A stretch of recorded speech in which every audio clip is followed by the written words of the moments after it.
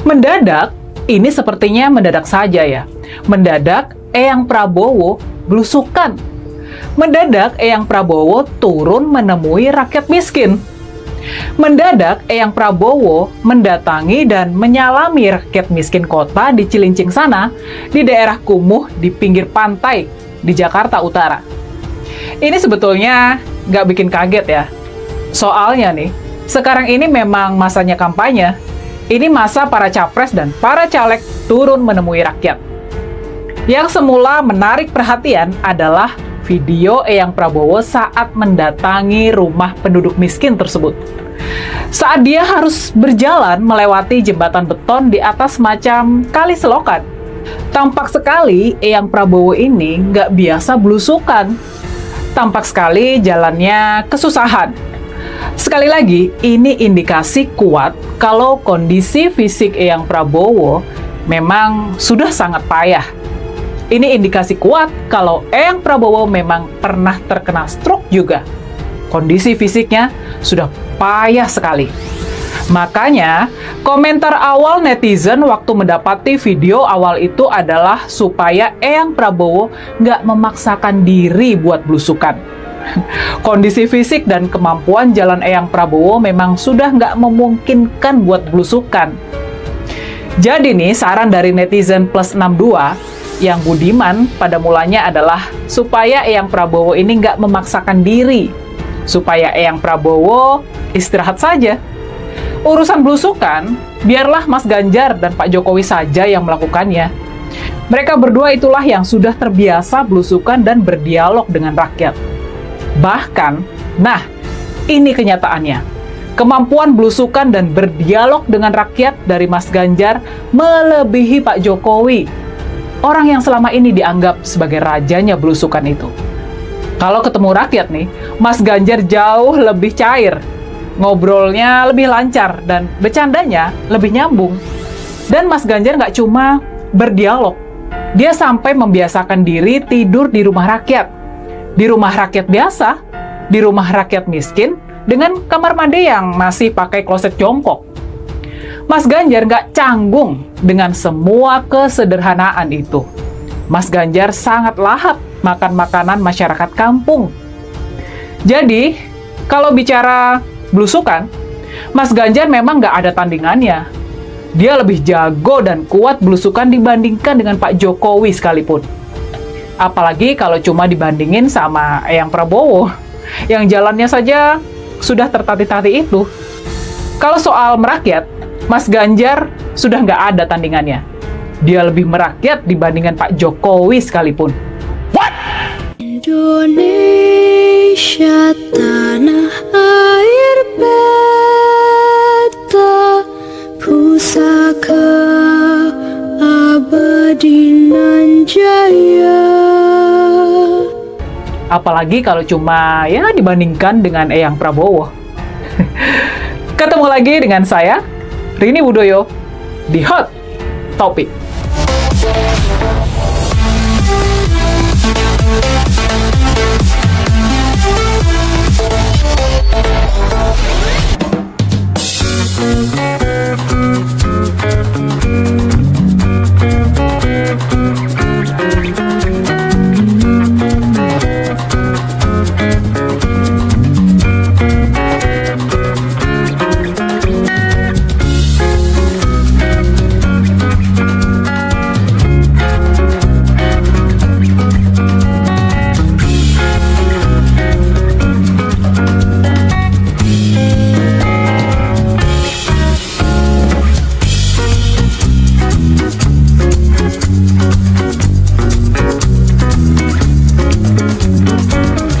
Dadak belusukan di Cilincing.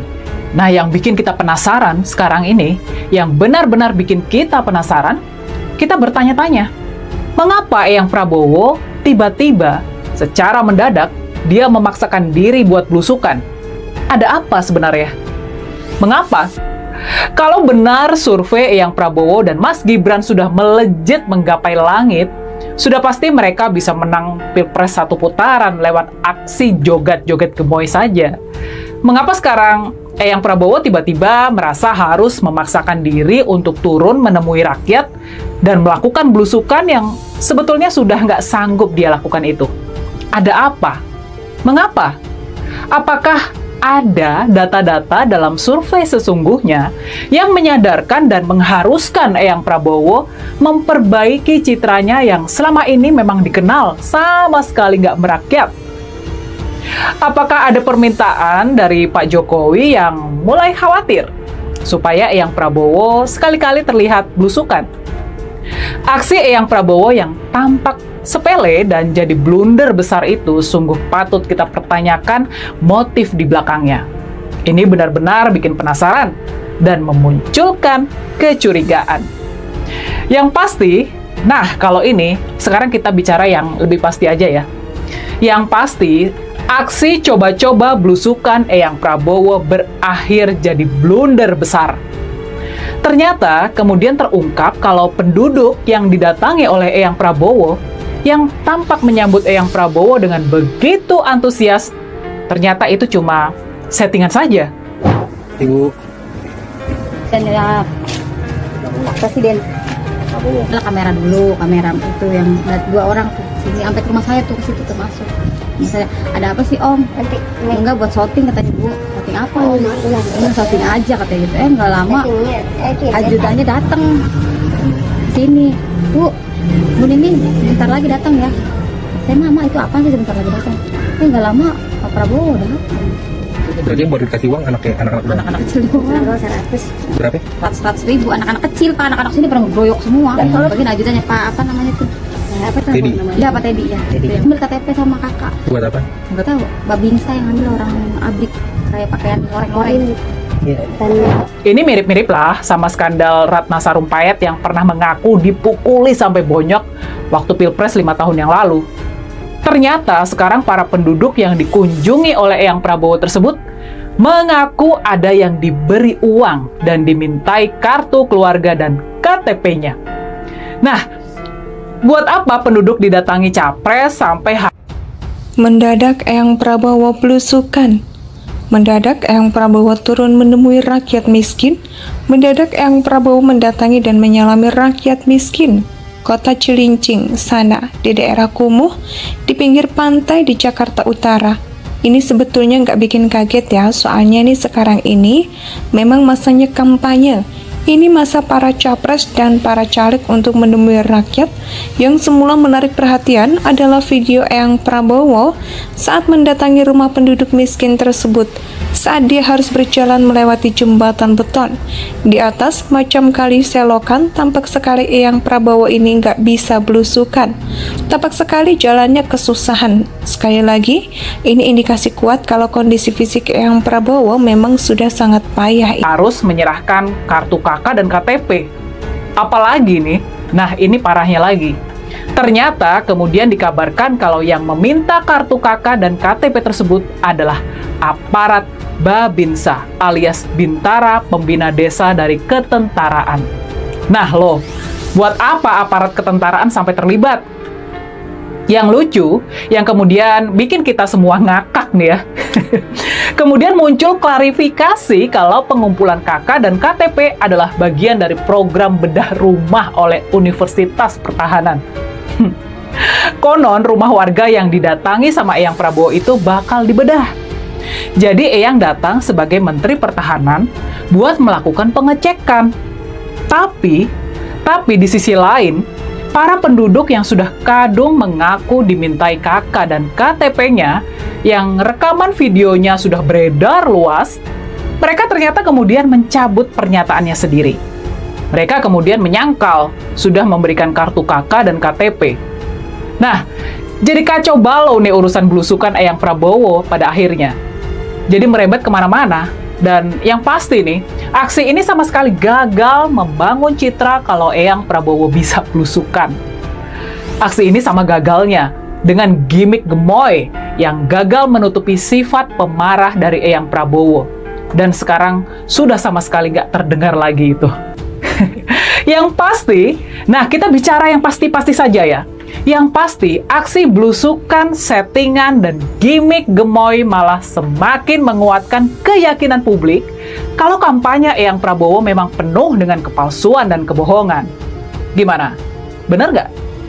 Memaksakan diri membangun citra bisa belusukan dan ramah justru berbalik menjadi senjata makan tuan. Sekarang rakyat malah makin yakin kalau yang benar-benar bisa dan biasa belusukan dan benar-benar ramah sama rakyat adalah Mas Ganjar. Cuma Mas Ganjar yang sanggup belusukan dan merakyat. Itulah kenyataan dan kesimpulan yang muncul dari aksi belusukan dan gimmick gemoy Eyang Prabowo. Sekjen PDIP Hasto Kristianto menyebut Capres nomor 2 Prabowo Subianto tidak bisa belusukan. Sementara hanya Capres nomor 3 Ganjar Pranowo dan Presiden Jokowi yang disebutnya mampu belusukan. Kemudian Pak Jokowi itu terkesan di belakang Pak Ganjar datang ke Jawa Tengah, lalu Pak Jokowi datang ke Jawa Tengah. Ya sebagaimana kata Pak Ganjar itu bagus, karena yang memang bisa belusukan adalah Pak Ganjar dan Pak Jokowi. Pak Prabowo kan tidak bisa belusukan. Jadi akhirnya rakyat bisa melihat bagi Republik ini pemimpin nasional yang bergerak cepat, yang bisa belusukan itu Pak Jokowi dan Pak Ganjar dan Pak Jokowi. Dan belusukan ini tidak bisa diwakilkan. Indonesia sejak dulu kala tetap dipuja-puja bangsa.